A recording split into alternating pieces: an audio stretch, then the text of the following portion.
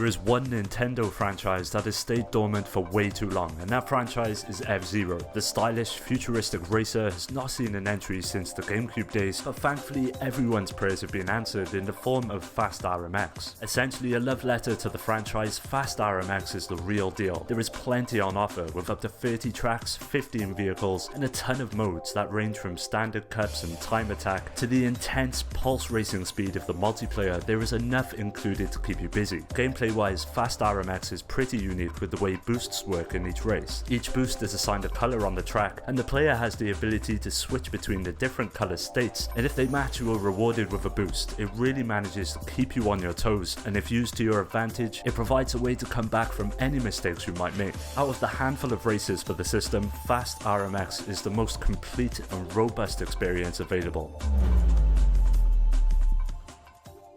Originally released for the PS4 and Xbox One, the return to Doom was met with critical acclaim. The blistering, high-speed action of the first-person shooter was something to definitely write home about, but what nobody expected was a port for the Switch. Due to the nature of the hardware, Doom has been dialed back on the Switch, but not to the point where it completely compromises the vision of the original release. Sure, the frame rate has been cut in half and everything looks like it's been smeared in Vaseline, but having the option to take a shooter like Doom on the go is a proposition that is extremely hard to pass on. Nearly everything from the original is here, all the modes including online multiplayer, which is huge for the Nintendo community. In all honesty, there are a few issues, especially regarding the controls, which can become quite cumbersome when using the Joy-Cons for extended periods. If you want to pick this up, I would recommend getting your hands on a Pro controller to alleviate the issues I experienced.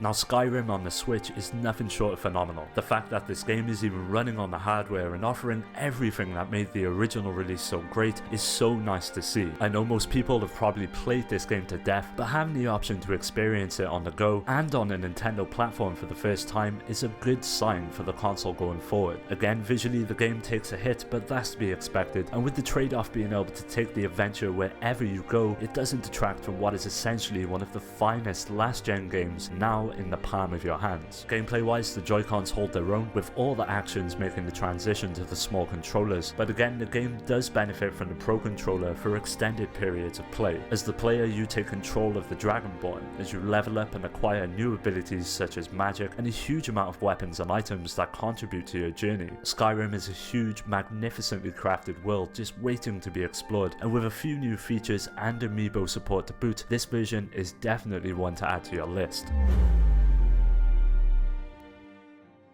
Snipperclips is a co-op puzzle game that is made up of 3 worlds, each containing several levels for you to complete. You take control of Snip and Clip, 2 fingertip-shaped pieces of paper with legs and a huge amount of hilarious expressions. Snip and Clip can be rotated with the Joy-Con shoulder buttons, duck, stand on their tiptoes, and jump, which all become essential in trying to complete each level. You are presented with a huge amount of puzzles, for example cutting yourself into a specific shape or having to transport an object using Snip and Clip, which can all result in several outcomes, but thankfully at the touch of a button you can reform your character in case you make a mistake. The true fun, however, lies within Snipperclips multiplayer modes, which sees you and a friend working together to complete the puzzles, and in my opinion this is where Snipperclips truly excels and manages to cement itself as one of the most unique, must-have multiplayer games for the system. Noire sees you fill in the shoes of an LAPD officer, Cole Phelps, as you work your way up from a lowly traffic cop to a crackshot detective. Noire is open world in nature and is a testament to the viability of these types of experiences on the Switch, albeit with a few drawbacks such as scaled back visuals and a lower frame rate, but nothing that truly ruins the experience. It's essentially a full recreation of the last gen classic with all the story and side missions that were offered the first time round, except now you can take it with you and play wherever you please. Gameplay wise, everything is tight. The shooting and driving all return intact. The investigations that see you questioning various suspects in order to solve each case are front and center, with each character's performance being portrayed incredibly well. There has never been a better time to jump into 1940s LA. Mario Kart 8 Deluxe brings with it everything that made the Wii U release so good, as well as a few extras that managed to make this a more tempting offer on the Switch. It is absolutely filled to the brim with content, may that be the Grand Prix mode with 12 cups spanning up to 48 tracks, the incredible cast of characters that managed to include the DLC extras of the original, or the absolutely addictive online multiplayer that sees you taking on up to 12 races from around the world. The fast, quick gameplay and item-based races will keep you on the edge of your seat right up until the end of each challenge, and with a wide array of items to unlock that all contribute to your vehicle's effectiveness, there is plenty of options to suit your style of play. Even if you did have this on the Wii U, being able to take Mario Kart 8 on the go wherever you want to is such a plus, and if you're a fan of the franchise, this is a bit of a no-brainer.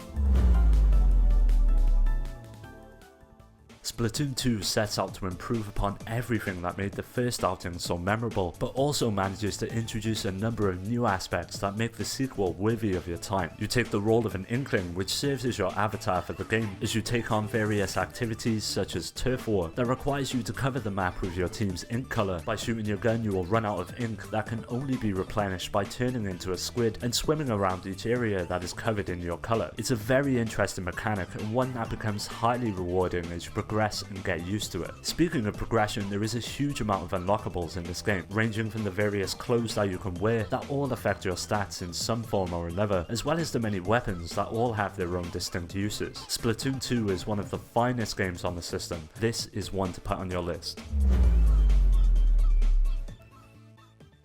Xenoblade Chronicles 2 introduces us to the world of Alrest, a world that has seen its inhabitants take refuge inside giant beings known as Titans, and with these Titans now slowly dying off, the stage is set for our main character Rex to be plunged into an adventure that spans hundreds of hours. The journey of Rex and his companions is one that has managed to stick with me long after putting the game down, and with all the side missions, activities and locations available, there is plenty to keep you interested in the impressive world that Monolith Soft have managed to craft.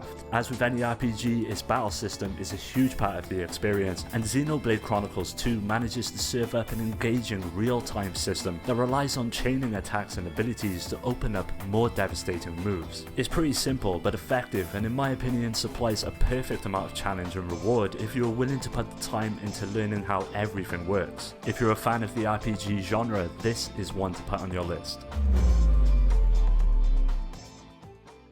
Odyssey is without a doubt one of the best platforming games in recent memory. Taking many cues from the series past, the game sees you acquiring moons in order to progress. Located throughout the many worlds that make up the adventure, there are several moons scattered and hidden away that usually require a challenge in order to unlock, such as helping out an NPC or defeating a boss, but others that can also be acquired through exploration, and that is where Odyssey excels. I haven't felt that huge sense of wonder when it comes to the more recent entries that make up the franchise, but with the colourful and mesmerising tone of each world, coupled with the new gameplay mechanics, this is a real return to form for Nintendo's mascot. Aiding you on your adventure is Cappy. He can be used to take out enemies, to serve as a platform to reach higher areas, but mainly to capture enemies and take on their characteristics, which could result in many different outcomes depending on which enemy you take over. You can fly around as a Bullet Bill, take control of a stack of Goombas. Seriously, the possibilities are insane, and make this one of the most memorable outings for the franchise.